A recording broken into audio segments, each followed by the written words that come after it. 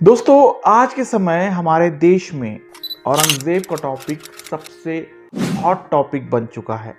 अपने सियासी दामन को चमकाने के लिए कुछ पॉलिटिशियन इसका उपयोग वॉशिंग पाउडर की तरह कर रहे हैं। बहुत से पॉलिटिशियन का यह मानना है कि इस इंसान की कब्र जो फिलहाल महाराष्ट्र के अहमदनगर में स्थित है, उसे भी उखाड़ कर फेंक देना चाहिए। खैर, ये सब तो पॉलिटिक्स की बातें हैं, जनता का ध्यान उनकी एक्चुअल प्रॉब्लम से दूर हटाने का। वैसे औरंगजेब था तो बड़ा क्रूर, इतना क्रूर कि सिंहासन की लालसा में उसने अपने भाइयों और यहां तक कि अपने पिता को तक नहीं छोड़ा। मुगलों की ये परंपरा ही थी, तख्त या ताबूत, यानी तख्त हासिल करो या फिर ताबूत में जाओ। औरंगजेब के बादशाह बनने की कहानी भी इसी कहावत से शुरू होती है। लेकिन आज का हमारा टॉपिक औरंगजेब के एक अनसक्सेसफुल कैंपेन के ऊपर है। जब भी हम भारत के सबसे बड़े एम्पायर की बात करते हैं तो उसमें मुगल एम्पायर तीसरे नंबर पर आता है।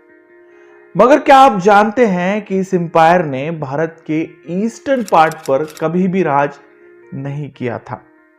मुगल एम्पायर के कुल मिलाकर 21 सम्राटों में से औरंगजेब को सबसे एम्बिशियस सम्राट माना जाता है, क्योंकि ये वो इकलौता सम्राट था जिसने अपने एम्पायर को एक सेंट्रलाइज पावर की तरह यूज किया। कोई समझौता नहीं, कोई तोड़जोड़ नहीं। फिर भी ऐसा क्या रीजन था जिस वजह से ये सम्राट भारत के ईस्टर्न पार्ट, जो आज का आसाम और बंगाल का एरिया है, वहां पर अपनी पकड़ नहीं बना पाया? इसी सवाल का जवाब जानेंगे आज के इस पर्टिकुलर वीडियो में एक डिटेल्ड एनालिसिस के साथ। तो जानने के लिए वीडियो अंत तक जरूर देखें। दोस्तों, एक समय था जब मुगल एम्पायर भारत के एक बहुत बड़े हिस्से पर राज करता था। इस साम्राज्य के तीसरे सम्राट अकबर ने इसे एक मजबूत एम्पायर बनाया। इनके बाद आए जहांगीर और शाहजहां ने भी अकबर की इस परंपरा को कायम रखा। लेकिन उनके बाद आया एम्परर औरंगजेब, बहुत ही महत्वाकांक्षी सम्राट था। इससे पहले के जो भी शासक थे वो भारत के अलग अलग हिस्से में एक अलाइड पावर चलाते थे, मानी एक ऐसा शासन जहां राजा तो अलग होंगे लेकिन वो मुगल एम्पायर की छत्र छाया में रहकर अपना राजपाट चलाएंगे। मगर औरंगजेब ऐसा नहीं चाहता था। उसे भारत के पूरे इलाके पर उसका ही राज चाहिए था, मानी वही सम्राट होगा और बाकी जो भी रहेंगे वो उसके सरदार रहेंगे अलग अलग स्टेट्स में। इसी महत्वाकांक्षा के साथ आगे बढ़ता हुआ औरंगजेब को रोका भारत के ईस्टर्न इलाके ने। ये वो इकलौता ऐसा इलाका था जहां पर वो कभी भी राज नहीं कर पाया। आज का बंगाल का कुछ हिस्सा, नागालैंड, मिजोरम और अरुणाचल प्रदेश वगैरह वगैरह जैसे जो स्टेट्स है, वो ईस्टर्न पार्ट का हिस्सा है और यहीं पर औरंगजेब अपनी पकड़ नहीं जमा पाया। क्यों? इस सवाल का जवाब कुछ फैक्ट्स को सामने रखते हुए समझते हैं।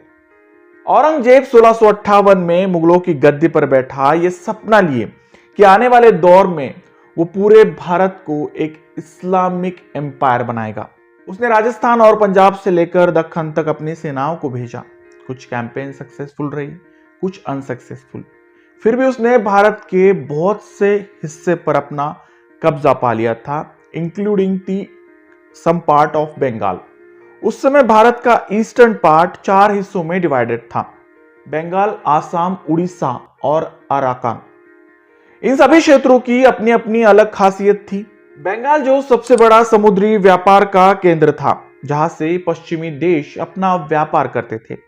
आसाम में उस वक्त ओहोम साम्राज्य का शासन था, जो ब्रह्मपुत्र नदी के पास बसा एक शक्तिशाली साम्राज्य था। इस साम्राज्य की खासियत यह थी कि ये कभी भी मुगल साम्राज्य को थ्रेट बन सकता था।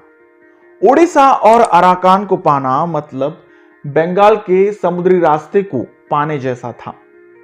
अब समझते हैं औरंगजेब ने कैसे इन सभी इलाकों को जीतने के लिए अपने अलग अलग दांव खेले। बात करें बंगाल और अराकान की, तो बंगाल पॉलिटिकली तो मुगल एम्पायर के अधीन ही था, मगर यहाँ के कुछ जमींदार और रिबल्स इस साम्राज्य के विरोध में थे, खास करके औरंगजेब के। बंगाल का नवाब भी कुछ हद तक इन्हीं का साथ देता था। वो हमेशा से बंगाल को एक इंडिपेंडेंट स्टेट के रूप में देखना चाहता था, जहां औरंगजेब के साथ वो महज एक औपचारिक बातचीत के साथ जुड़ा रहा। इन इलाकों में मुगल साम्राज्य का सबसे बड़ा दुश्मन था अराकान साम्राज्य, जिनका राज चिटगांव और सुंदरबंस के आसपास के इलाकों पर था। अराकान के पायरेट्स और पुर्तगीज मर्चेंडाइज हमेशा मुगल नौसेना को तबाह करते, लिहाजा औरंगजेब ने 1665 में बंगाल के नवाब शाइस्ता खान की मदद से अराकान को हराया, मगर बावजूद इसके वो अराकान और बंगाल के इलाकों पर पूरी तरह से कब्जा नहीं कर पाया। अब बात करते हैं आसाम की। आसाम का ओहम साम्राज्य 13वीं शताब्दी से यहां पर राज कर रहा था, जो आखिर तक मुगल एम्पायर के पांव का कांटा बना रहा।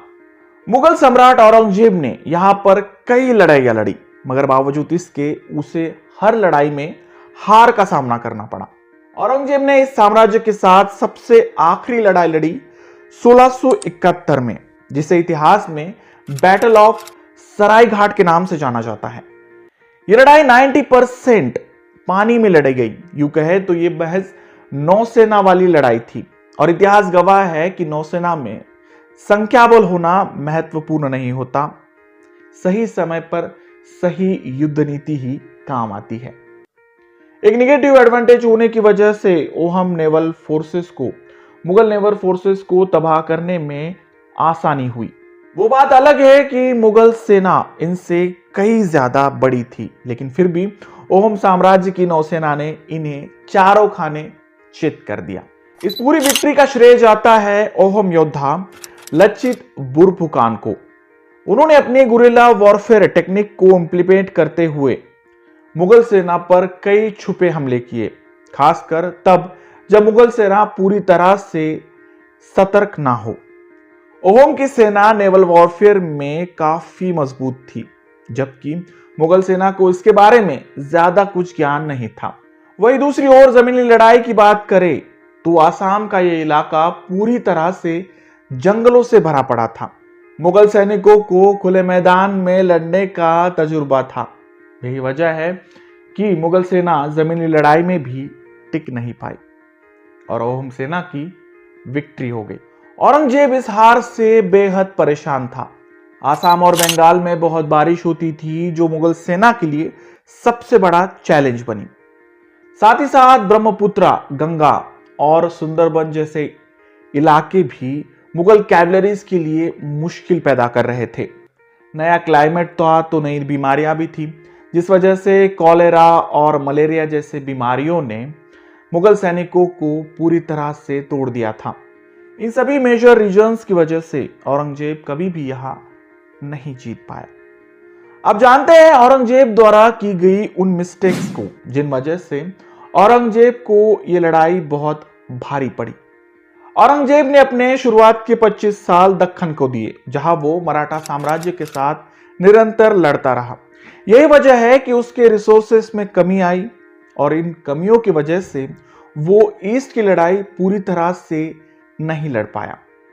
औरंगजेब हमेशा से एक ऑर्थोडॉक्स मुस्लिम था, जिस वजह से नॉन मुस्लिम्स राजाओं ने उसका साथ कभी भी नहीं दिया। ऐसी जगह पर लड़ने के लिए वहां के लोकल्स का साथ होना भी बहुत जरूरी होता है, जो औरंगजेब को कभी भी नहीं मिला। उसकी कट्टरता की वजह से पहले जुड़े कुछ लोकल राजाओं ने भी उसका धीरे धीरे साथ छोड़ना शुरू कर दिया था। ऐसे में अपने घर की लड़ाई छोड़कर बाहर लड़ना उसके लिए और भी मुश्किल हो गया। इन सभी कारणों की वजह से औरंगजेब और उसका मुगल एम्पायर कभी भी ईस्टर्न पार्ट पर, भारत के ईस्टर्न पार्ट पर राज नहीं कर पाया। वैसे आप इसके बारे में क्या सोचते हैं? कमेंट बॉक्स में जरूर लिखें। मिलते हैं अगले वीडियो में ऐसे किसी इंटरेस्टिंग और हिस्टोरिकल टॉपिक को लेकर। तब तक के लिए stay happy and keep watching my channel. Thank you.